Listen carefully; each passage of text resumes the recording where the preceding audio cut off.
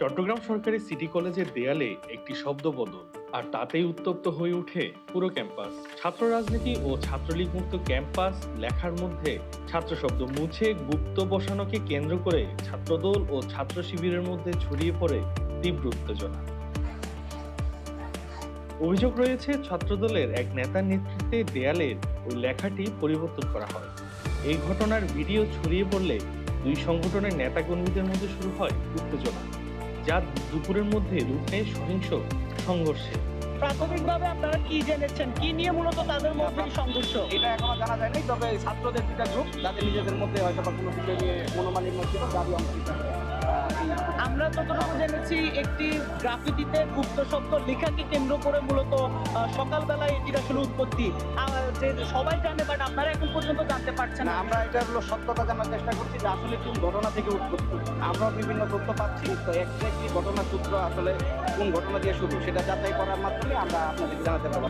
বিকেল 4টার দিকে ক্যাম্পাসের মুখোমুখি অবস্থান নেয় দুই পক্ষ।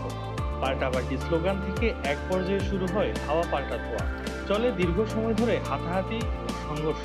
আসলে আমাদের ক্যাম্পাসের শিক্ষার্থী যারা ছাত্র রাজনীতি দীর্ঘদিন ধরে করে আসছে এবং অনেক নির্যাতিত, তাদের মধ্যে থেকে দুই তিনজন ছেলে ক্যাম্পাসে এখানে লেখা আছে যে ছাত্রলীগ এবং ছাত্র রাজনীতি মুক্ত ক্যাম্পাস। আসলে ক্যাম্পাসে সবাই ছাত্র রাজনীতি করতেছে। আপনি আমাদের জাতীয় দল, ছাত্রদল বলেন, অন্যান্য সংগঠন বলেন, সবাই ক্যাম্পাসে মুক্ত রাজনীতি করে। আমাদের ক্যাম্পাসে প্রশাসন আছে, আপনাদের প্রশাসন থেকে জিজ্ঞেস করতে পারবেন।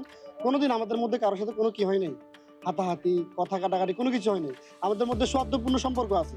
তাহলে গুপ্ত লেখাতে কারো যদি অ্যালার্জি সৃষ্টি হয়, তারা যদি আমাদের দায়িত্বশীল যে সকল নেতৃবৃন্দ আছে তাদেরকে নিয়ে, তাদের মা নিয়ে তারা রাজনীতি করে, তাদের মা নিয়ে পর্যন্ত তারা ছাড় দেয় না, তাদের মা নিয়ে তারা গালাগালি করে।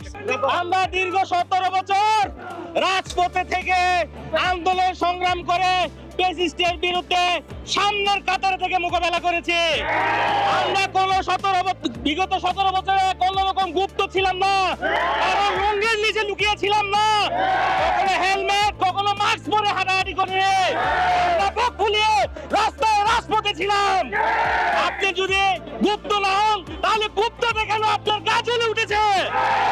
আমাদের উপর হামলা করার জন্য তারা মানুষ পাঠায়, তারা কিরকম হিংসা হলে হতে পারে, তাদের চনুসারা কাপড়গুলো আমাদের কলেজে আছে বলে আমরা আজকে অবস্থান করছি। দেখি হ্যাডাম চাকরি নিউ মার্কেট মোড়ে অবস্থান করুক।